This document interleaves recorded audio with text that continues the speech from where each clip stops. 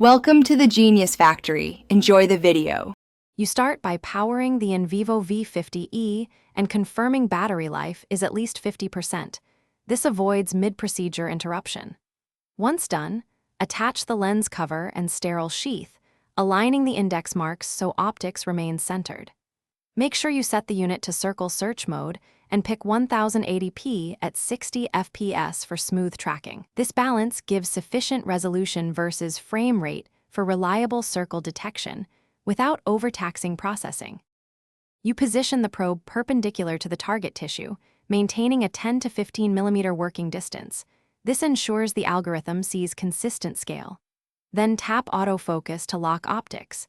After focus, press Start Circle and observe the live overlay guide to confirm initial detection.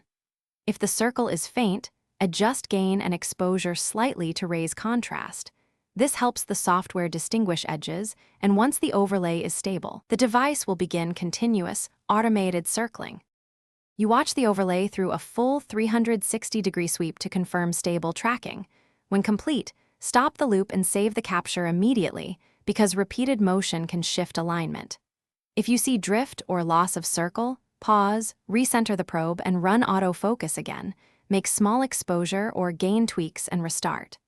A key troubleshooting tip: if tracking fails repeatedly, reduce background motion and ensure consistent 10 to 15 mm distance. Most failures are caused by movement. Thanks for watching. If you found this helpful, don't forget to like and subscribe.